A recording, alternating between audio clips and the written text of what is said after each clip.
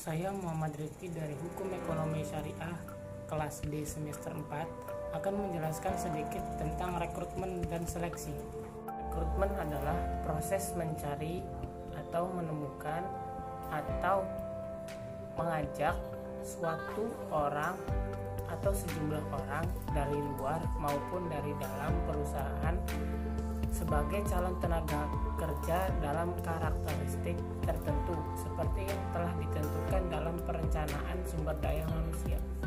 Yang tujuan rekrutmen dari suatu perusahaan adalah seperti menyediakan sekumpulan calon tenaga kerja yang memenuhi syarat dari suatu perusahaan tersebut, kemudian menyediakan lapangan pekerjaan atau kesempatan pekerjaan kepada para calon tenaga kerja untuk meningkatkan kualitasnya dalam melakukan pekerjaan sesuai bidangnya. Kemudian metode perekrutan calon tenaga kerja yang dilakukan oleh perusahaan dapat dilakukan dengan cara memasang iklan di media massa seperti TV, radio, internet, koran, maupun yang lainnya. Melalui iklan tersebut diharapkan perusahaan mampu memilih calon tenaga kerja sesuai spesifikasi yang dibutuhkan di dalam suatu perusahaan tersebut.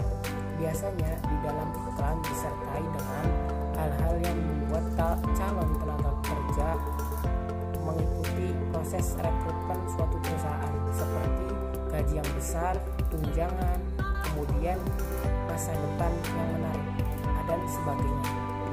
Selanjutnya, alasan-alasan dasar rekrutmen.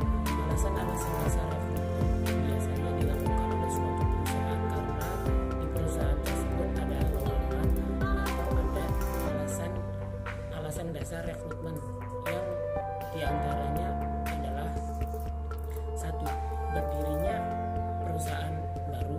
Yang kedua, terciptanya pekerjaan dan kegiatan-kegiatan yang baru. Yang ketiga, adanya pekerja yang pindah ke bidang lain atau kegiatan lain. Yang keempat, adanya pekerja yang diberhentikan baik secara hormat maupun tidak hormat. Yang selanjutnya, yang kelima adalah adanya pekerja yang sudah memasuki usia pensiun. Kemudian yang keenam, adanya pekerja yang sudah meninggal dunia. Kemudian seleksi.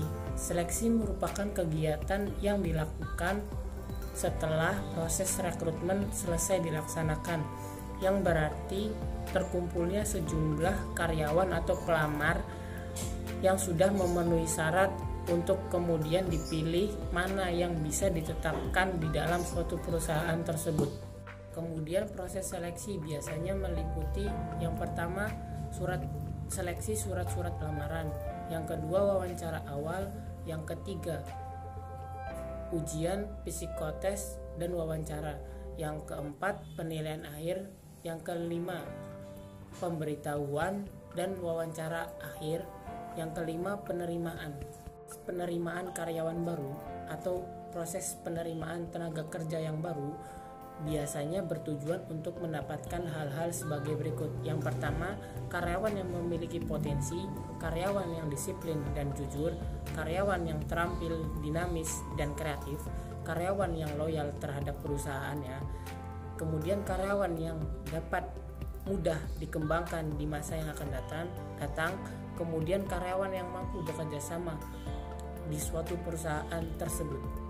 Untuk itu, saya menyimpulkan bahwa rekrutmen dan seleksi merupakan suatu kegiatan atau proses yang sangat penting dilakukan oleh suatu perusahaan, karena proses tersebut memiliki suatu peran penting dalam suatu perusahaan yang menjadikan para calon tenaga kerja memiliki kemampuan untuk menjadikan kepuasan di dalam perusahaan tersebut. Mungkin hanya itu yang dapat saya sampaikan. Mohon maaf apabila ada salah-salah kalimat atau salah-salah kata yang saya sampaikan di materi tersebut. Sekian dari saya. Wassalamualaikum warahmatullahi wabarakatuh.